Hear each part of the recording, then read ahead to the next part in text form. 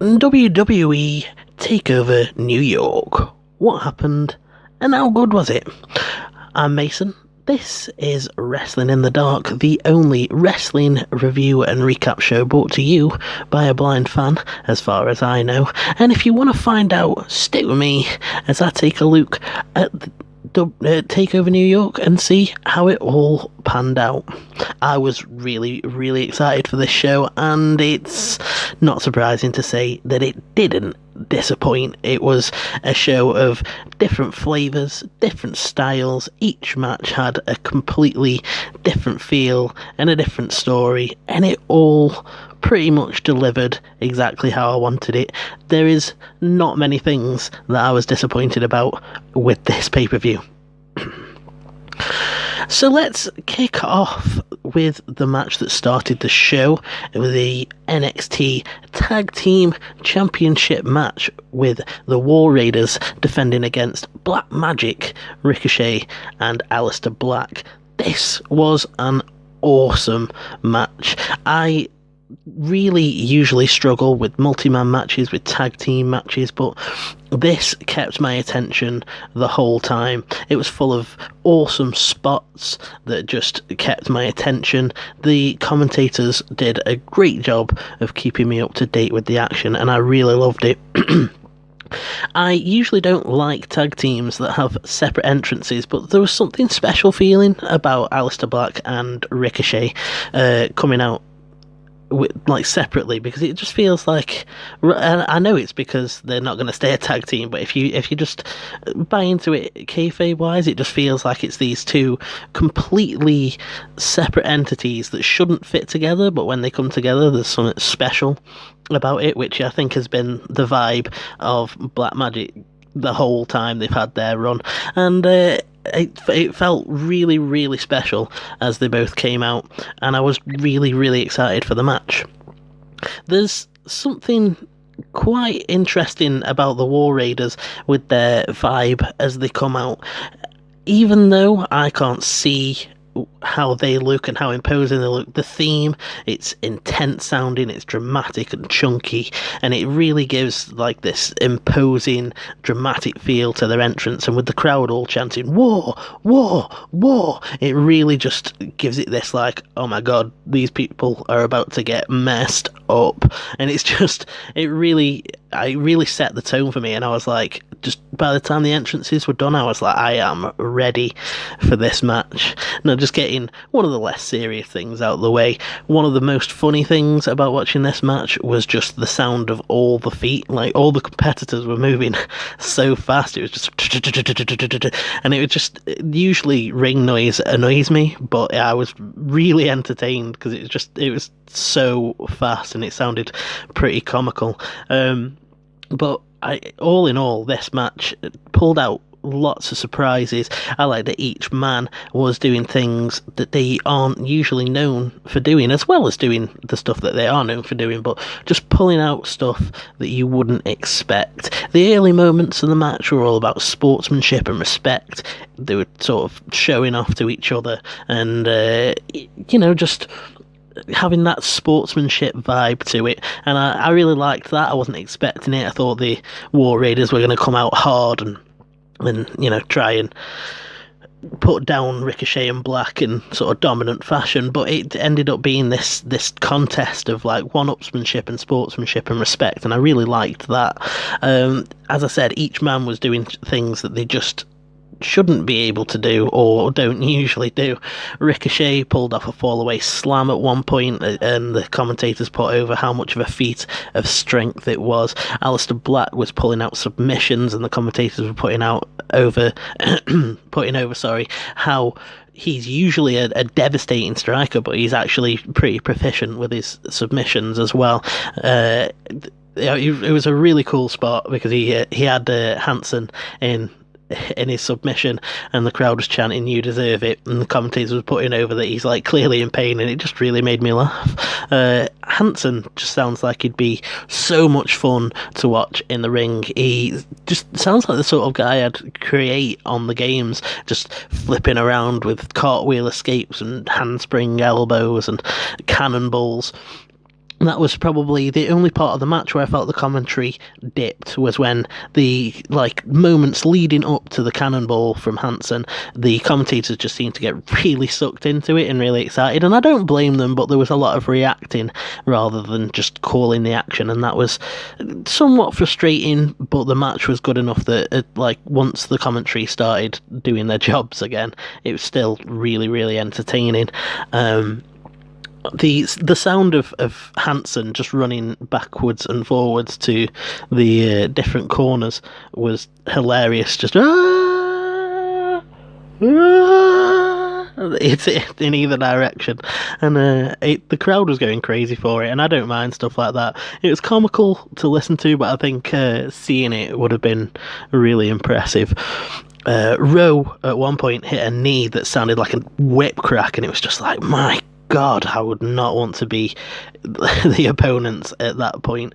And it was just, the crowd was just electric by the end of this match. Black went for a near fall later on in the match, and the crowd was just going absolutely crazy. I thought it was completely over. I was like, I did not expect Ricochet and Black to win at all, but when when Black hit the Black Mass and then Ricochet hit the Shooting Star Press, I thought it was over. I was like, my God, they're actually going to win. Are we going to get NXT champions at WrestleMania? And Morrow thought the same thing because he was screaming it, and it was just, I really, really bought into it. It was just the first of many moments of the night where I was completely expecting it to be over, and it wasn't. So, the closing moments of the match maybe got a little bit confusing, but the main gist was that Ricochet went for the 630 and he missed, which I've heard looked painful and he might be injured. Black went for the moonsault and he missed too, and it was then just the War Raiders taking over, and they ended up hitting the Fallout on Ricochet, which again everyone says looks really, really painful, and the War Raiders retained, which we all thought was going to happen, but was done in a really interesting match, to be honest. I really loved it. I thought it was going to be match of the night, and I will say now I didn't think it was, but that's not saying anything bad at all, because this was a match where any match could have been match of the night, just depending on your tastes, and I can't believe that I'm saying that I love this match this much with it being a tag match, but it just must speak to the talent of the competitors in the ring and the commentators and just everyone working as a team to make sure that it was a spectacular match. It was a must-watch match. If you're into tag team action, I bet this was a lot of fun to watch. So, yeah. The result was the War Raiders retained, and the quality result, as predicted, it was I predicted a 6 out of 6, but it came in a solid 5 out of 6. I really enjoyed it. I can't say enough. You have to watch this match because it was very entertaining. The North American Championship match, Velveteen Dream defending against Matt Riddle, and I was really looking forward to this match. I would say it was probably my most anticipated because there's just something really, really intriguing about it, and it was all really summed up by that awesome video package that they had before, with both men really putting over the other, but also trying to bury them at the same time. Both men are sort of impressed with each other, but also don't think they're as good as the other thinks they are. I love that both men think that they're offering the other one a bigger spotlight. They both think that they're the shinier toy, and I really like that. It puts them at these diametrically opposed ends of the scale, where you've got Dream as this lavish, flamboyant type character, and Riddle as this chilled out, just not cocky, but completely confident in his own abilities, and also just really aggressive and brutal in the ring. And I love that the commentators kept putting over, the difference. He's the nicest guy outside of the ring, really chilled out, and you'd want to chill out with him. But when he gets in the ring, he just switches, and I saw that throughout this match, and it really lent a big fight feel to the match. Dream got a big lavish entrance. I really wish that the commentators would tell you about it. I understand that they don't want to, talk over it and ruin the experience, but it's not a show that has audio description, and by the time they get round to telling you about it, Mara really only says, "Oh, a show of patriotism," and it's just one of those things where I wish that I could experience that entrance. But nonetheless, it was nice that he got that spotlight. It's just such a really cool competitor, and I'm really glad that he's as being used as well as he is down in NXT. I hate saying down. I need to get out of that habit. It's not down in NXT. It's just in NXT. The early moments of the match were with both men trying to show that they had the shinier plumage, that they were better than the other, trying to get into each other's heads, just showboating. Sort of the complete opposite of the War Raiders versus Black Magic, because they were showboating with each other in the earlier moments, but that was about showmanship and respect. Whereas with Riddle and Dream, it wasn't. It was more like in the video package, Dream called Riddle a poser, and Riddle said that Dream was too wrapped up in the experience, and they're both just trying to prove that they're as good as they think they are, and prove it to the other one and show them that they're not as good as they think they are. And I like it. It's just these two completely different, clashing personalities that are both really charismatic and draw you in, but they're fighting for the territory. It started out really, really technical. There was a lot of ground game. I couldn't possibly write down all of the cool things in this match. I honestly, I didn't really end up making that many notes because I was just too drawn into it. It really is, like, when Dream says he's an experience, he really is, because the match was just, it drew me in. I couldn't write notes, and like I say, I couldn't possibly write down everything cool in this match. It's just one of those matches that you have to go and watch. The story was so interesting as well, because you've got Riddle coming in, and he likes to maintain this chill persona, but throughout the match he's slowly getting more and more frustrated that he can't put Dream down, and he starts getting more aggressive and more aggressive, and there's this constant threat of him getting himself disqualified. And I just the crowd started turning on it. They started there was like smatterings of boos. He was getting a bit of heat for it, and I really liked that, because it was like the facade of his chill personality was slipping, and he was just threatening to snap on Dream. And I love that this showcased Dream's in-ring smarts, because it was just constantly Riddle trying to lock him into something or strike him, and Dream just kept finding a way to either outsmart, outplay, or overpower Riddle. And every time he locked him in, he found some sort of way to escape, some sort of way to wriggle out. And the more and more frustrated Riddle got, Dream just used that against him more and more. And we had just this great bit with both of them paying homage to different legends of the past. We got the Three Amigos from Matt Riddle, which was pretty cool. I really wish, I get that he's like the bro guy, but I wish they wouldn't have to put it in everything. Like he does the Three Amigos and they call it the Three Bro Amigos, and just it's just, you don't need to go that far with it. But yeah, we got a really nice bit as well with Dream, where he'd been had an extensive beatdown, and it was looking like he was sort of fading, and then he just hulked up and did or like just did the Hulk spot, hulked up, pulled out other legendary moves. He got like the Famouser and other ones that I can't fully remember each one because there was so much. But he's got such a love for the business that you can tell comes across, because he's constantly winking to people who know about the past and, you know, trying to incorporate people's moves, but without just straight taking them and having it be, I'm just going to do the big boot, or I'm going to do the Famouser. He finds a way to do it that it's not just a random thing. It's a wink and a nod and an homage. I really liked this match. I really liked the story of it.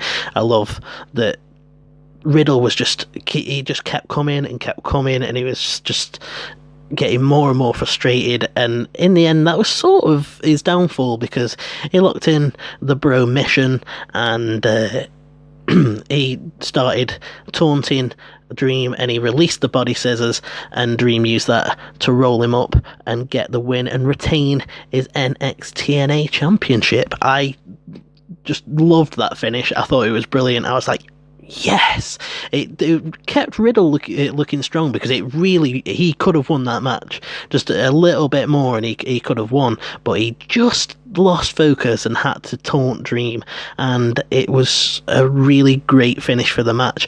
I haven't gone over all the spots in the match. I haven't told you all the cool things that happened. There was just a plethora of awesome action in this, and you definitely should go and watch it. I really enjoyed it, and I think that it says something that I really am tied with this for being the match of the night, and I'm not sure. I don't think I've quite processed which one I think is better, but it just blew me away, this match. So the result and quality. Dream retains, and the quality result was a 6 out of 6, and I think I predicted the United Kingdom Championship. Pete Dunne defending against Walter. Now, I never really felt like the crowd got it together during Walter's entrance, and it really displays that difference between the European or the UK audience and the American audience, because there was the smattering of people that tried to sing his entrance, but it really never built, and it never got to...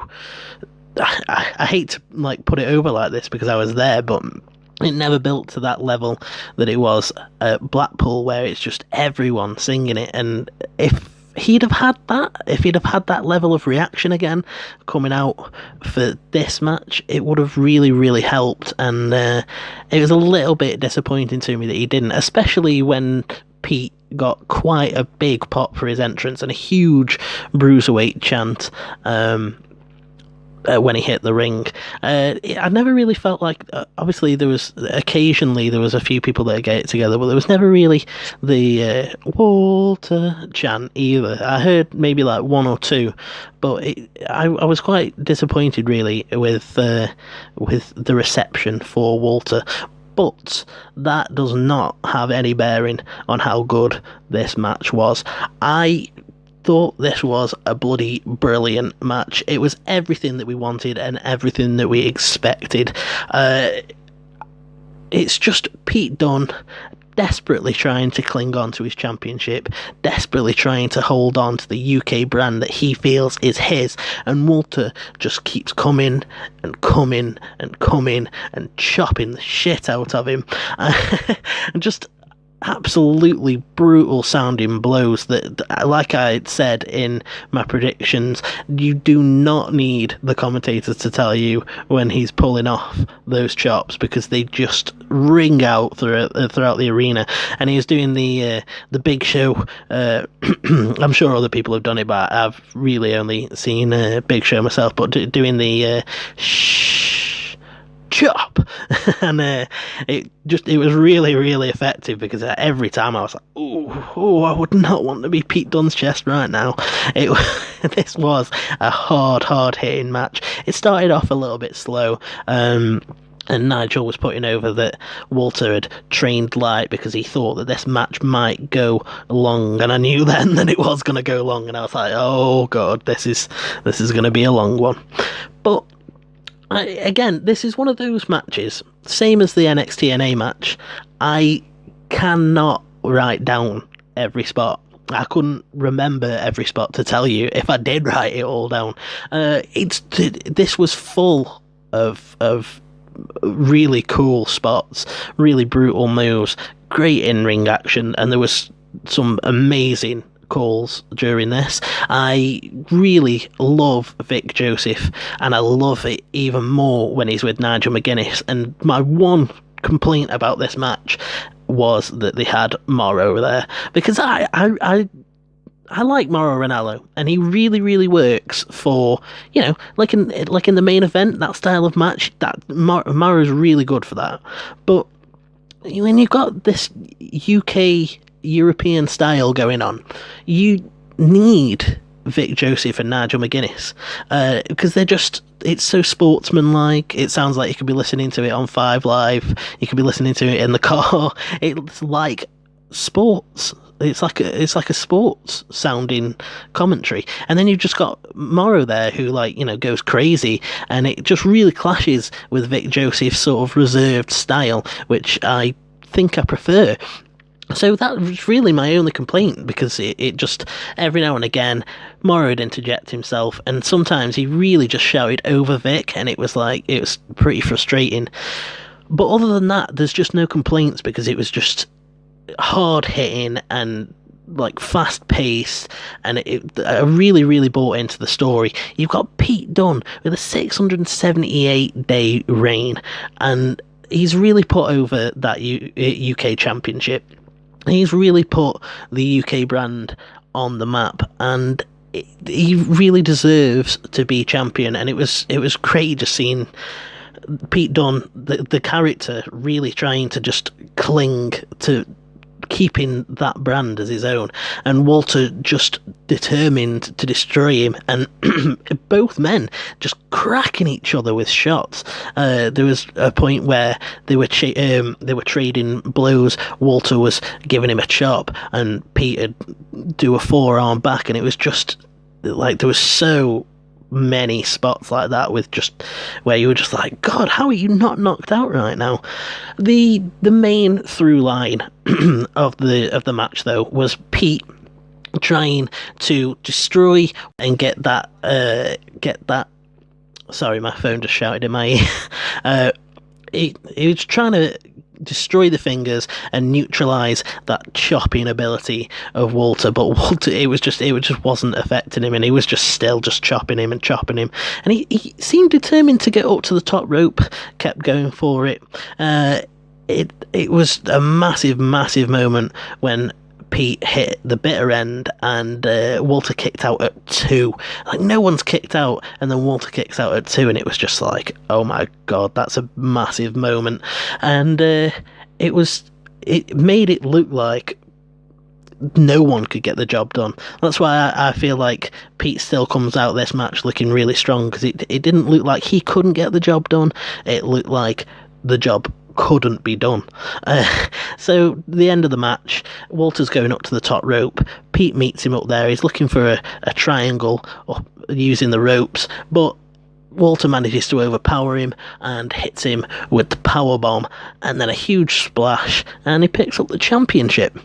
And I just thought this was a perfect way to end Pete's reign as champ. He looks incredible still. He looks so strong still. And Walter now looks like an absolute monster, like nobody's going to ever be able to beat him. And neither man comes out looking worse. Again, it's just an incredible match with a great story that I really, really enjoyed. And I can't say more than that, really. It's just, you have to go and watch this, especially if you're a fan of that hard-hitting UK style. So the result was Walter picks up that WWE United Kingdom Championship, and hopefully Pete is off into the main event scene of NXT. Hopefully, that's what I hope for him. The quality result, it's so hard because I don't want to just dole out loads of 6 out of 6s. But I really don't feel like I could improve on this match. The same way as I don't feel like I could improve on the Riddle Dream match. I don't feel like they could have done anything more for me that would have made me more impressed. So a 6 out of 6 match you must watch. The NXT Women's Championship Fatal 4-Way match with Shayna Baszler defending against Io Shirai, Kairi Sane and Bianca Belair. This was a really good match.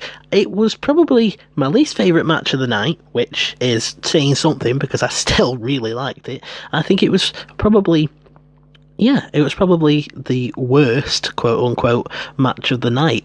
That's really saying something when you stick this sort of match on and you can say this is the least interesting match of the night. That is a huge statement about how good Takeover was. There was just a really nice story to this match. Sorry, my phone is going off. I have to have my phone on because I check my notes between each match because I couldn't possibly remember it all. So the phone occasionally will shout, but I'll try and turn it off as fast as I can. There was a good story to this match that I really bought into. I didn't feel like the commentary ever really slipped. They did a pretty good job of keeping me apprised of the action, considering that it was a fatal 4-way match. The in-ring stuff was all just as good as you'd expect. As like I said, I couldn't possibly write down every spot, but the main through line of this would just outsmart them all and outlast them all, trying to let them all rip each other apart. The Sky Pirates were just constantly teaming up and working together, and Nigel, who was just on top form in this match, kept putting over that you can be friends and you can work together now, but you're going to have to fight eventually. And the story just built more and more towards that throughout the match. Shayna at one point did the arm stomp thing that she did to Dakota Kai, to Bianca Belair. Bianca was more or less out of it for a little bit after that. The Sky Pirates just kept laying everyone out and going for the pins, and they kept costing each other the match, and it was really good because it built to this sort of Nigel was just trying to put over in how the emotional turmoil that they were both going through, that there was no ill will, it was completely friendly rivalry, that they just wanted the championship, and even though they were costing each other the match, there was no ill will there. I liked that, and it was nice that it built to this crescendo of almost looking like they were going to turn on each other, and Kairi sort of accepting that she might have to attack her friend, and then Bianca Belair coming in as this forgotten element. She kept sort of getting forgotten in this match, and I really like that. I think they did that on purpose, because the point is that the Sky Pirates were way too mixed up in each other and just kept forgetting about the other two women in the match, and Bianca was, taking advantage of that. One of the nicest calls in this match was Bianca ending up in the Kirifuda clutch, and he put over the fact that she is the woman that spent the longest time in that submission, and he said the time that she'd spent in it before could have weakened the hyoid and made her more susceptible to the move, akin to a boxer having glass jaw. And I really liked that call. It really made it feel like, I don't know, it made it feel like there's a connecting history between those two matches, because she spent so much time in the submission before, then she is more susceptible to it now, and it really built the drama of the match. So when the Sky Pirates were all wrapped up with each other at the end, Bianca came in, hit a finisher on both of them, like I'm here, and I thought maybe she might pick up the win, but she got locked in that Kirifuda clutch, and after a little bit, she tapped, and Shayna retained her women's championship, and I really like it. It was the story of the match was Shayna being the dominant, cocky heel, just waiting for a chance, waiting to jump in and destroy her opponents. Bianca is this sort of forgotten element to it, and the Sky Pirates being all wrapped up with themselves. And it was a nice, tight, well-told story that I really, really enjoyed. I wasn't expecting Shayna to retain, and definitely wasn't expecting her to retain clean without the help of the other two horsewomen. I'm just really, really impressed with this match. Again, I know I haven't particularly talked about any of the in-ring stuff here. There was impressive stuff, but I liked the story, and I feel like that was the main part of the match for me. That was the most interesting part, was the story being told. So the result was Shayna Baszler retains the women's championship, and the result quality was a 5 out of 6, which I thought it might end up being. I was worried that it may end up being a 4 because of the commentary, but they did the jobs well, and I'm giving it a 5 out of 6. And last, but certainly not least, we got the main event, the NXT Championship match. Johnny Gargano versus Adam Cole for Tommaso Ciampa's vacant NXT Championship. Now, the video package at the beginning of this was really, really good.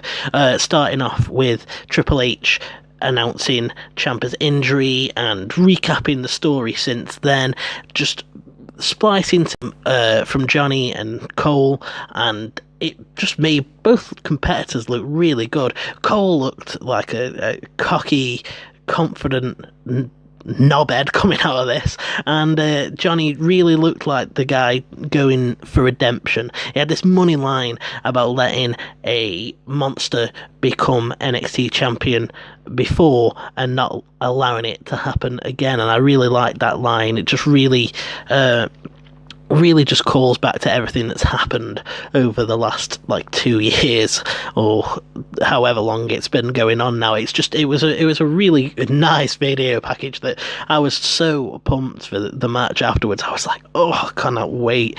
The first surprise of the match for me was Johnny Gargano receiving quite an audible boo from the crowd when his name was announced before the match, and when the crowd just went wild for Adam Cole, it was like, they're behind Adam Cole a bit more than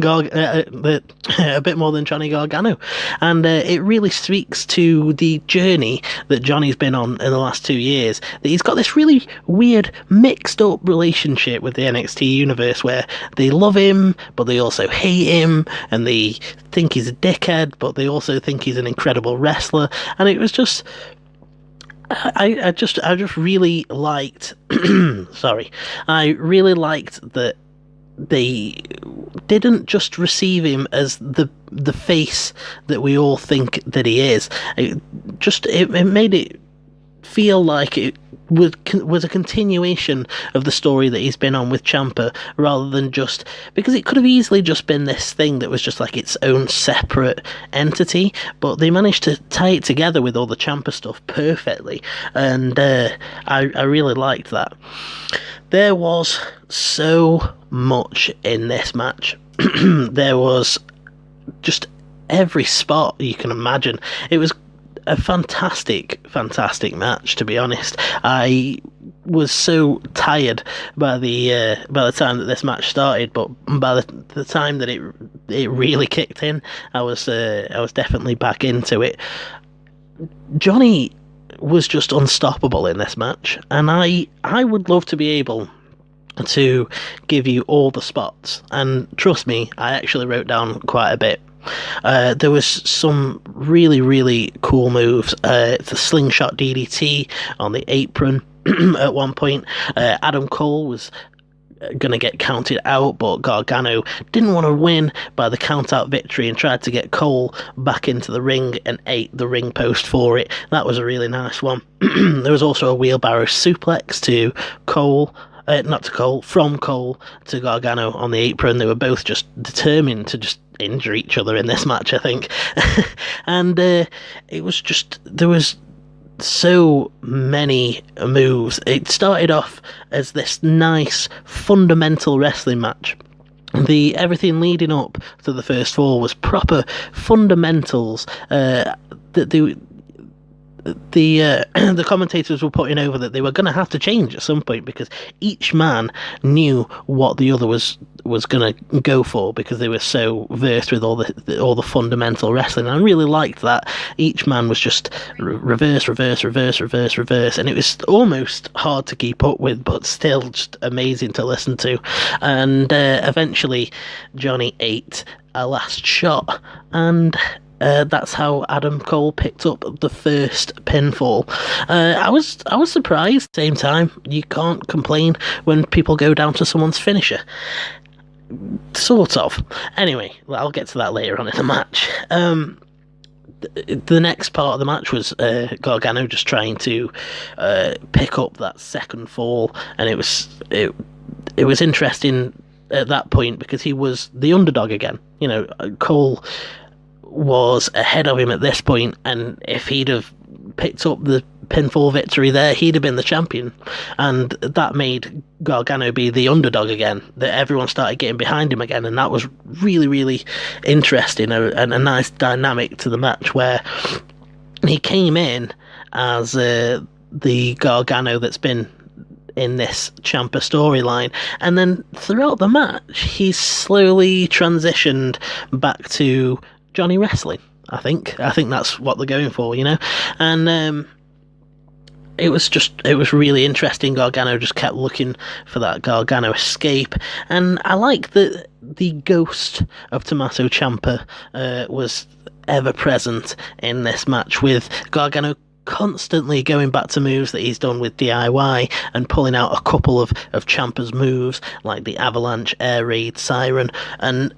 then Adam Cole also was using Ciampa against him, because they were on the outside at some point, and he went for he did the fairy tale ending onto a table, which didn't break, and then he went for the count out victory, and they really, really strung it out. Morrow's not like this, Adam Cole, not like this, and they really, really got it to that last moment where I thought they might actually give it to Cole by count out, which it might have come across lame, but I also think it could have come across pretty well, just because Johnny would have had a reason to go after him more at that point. But I also like that he got back in the ring, and then Cole went for the near fall, and the crowd went absolutely crazy. Eventually Gargano locked in the Gargano escape, and Cole tapped immediately, and I like that the commentators put over that he tapped immediately because he knew that he'd go to sudden death, he's not going to lose the match, and it minimises the risk of injury to his arm so that he can continue the match. And I really liked that. It feels like wrestling, that, because it's Gargano locks it in, and anyone who has been, who knows anything about submissions, who's been in them or knows anything about them, knows that as soon as that pain starts, you're going to tap, because you're not going to try and stay in it longer and risk the injury to whatever body part is locked in and not being able to use it later on down the line. So I really, really like that little bit of psychology. There was lots and lots of psychology in this match. So it goes one apiece, and at this point the match starts going bonkers. It starts going absolutely crazy. Both men start pulling out moves that they haven't pulled out for a long time. I'm guessing now. This is a complete guess because I'm not particularly well educated about the indies, but I'm guessing these two have probably faced each other quite a lot in like PWG, because I've heard that they've both been in that a lot, and they were sort of hinting at time spent traveling the world, which is their which is code for other companies, and they were both pulling out stuff that they haven't used since then. Gargano pulled out the Hurts Donuts, and I think it was called that. I hope it was called that. That's what it sounded like anyway when when the commentators called it. And Adam Cole hit a super kick to the back of the head and a straight jacket German suplex, which sounded like a really, really nice spot that I wish I could have seen. Super kicking people in the back of the head is a dick move, by the way. I don't know what it is about that sort of thing, but anytime anyone gets super kicked in the back of the head, I'm always like, it should just be over now. But that was sort of the story of this match anyway, was that Gargano was just kicking out of everything. He kicked out of a last shot at some point, became the first person to kick out of the last shot, and which is a nice little accolade for him. And it all came down to eventually the Undisputed Era came running out as Gargano locked in the Gargano escape, and it all went crazy. They were attacking Gargano, and Mauro was going absolutely nuts. He was screaming, "You snakes! You snakes!" I found it really, really entertaining. It was just going so crazy. How he even has a voice left after all the times that he's screamed at the very, very top of his lungs, I have no idea. But Gargano eventually managed to lay out the Undisputed Era ringside, and they got a nice Cole got a nice near fall on him that the crowd went absolutely ballistic for, but eventually Gargano managed to lay them all out and go back after Cole, and eventually he locked in the Gargano escape and won the match and became the new NXT champion. I was completely surprised about this. Now, I was the only thing that I got right in my predictions here was the War Raiders retaining and Walter winning the championship. Other than that, they managed to surprise me with all three of the other matches. I really thought Adam Cole was going to win here, and when the Undisputed Era came out and they started attacking him, and Mauro was like, "Not like this," I just thought, yeah, this is it. This is it's over. And there were so many points in this match where it was like, that's it. It's over. It's gotta be. And I think there's quite a few people that I've seen complaining, saying that it looks like Undisputed got buried a little bit, and maybe it made them look a little bit weaker, but they are supposed to be a weak team at the minute. They, I know they've had the gold in the past, and you don't want them to look weak going forwards, but they are, at the end of the day, they are a group of heels that have all banded together because they feel like they're stronger together. And I don't have a problem with Gargano overcoming the odds and just being that ultimate Daniel Bryan style underdog face, and it really made him feel like he was back to Johnny Wrestling, and all the fans were so behind him when he eventually did pick up the win, and it was just told that nice redemption story, moved him on from that character that he was during the Ciampa storyline, and just placed him firmly back in face territory, so that when he goes forward and defends that championship, he's the face that carries the brand, and it worked really, really well. By the end of the match, I was so behind Gargano. I thought Cole was going to win, and I sort of wanted Cole to win because I thought it would have been cool, but by the end of it, I was so invested in Gargano that I was just like, I was so happy when he won, and I can't wait to see where he goes with it. This match was fantastic.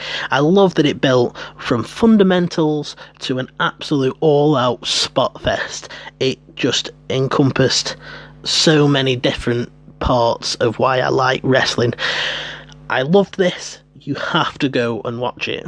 So the result was Adam Cole loses and Johnny Gargano becomes the NXT champion, and apparently isn't on his way to main. I just thought they were going to completely keep him. I thought they were going to just send him off, and apparently not. He's staying down there, and I need to stop saying down there, but he's staying in NXT, and that's good for him and good for NXT too. The result was, I've already said the result. The quality result was a 6 out of 6. I'm not going to lie and try and put it down any further than that. It was a great match that I really, really enjoyed, that I think is a must watch.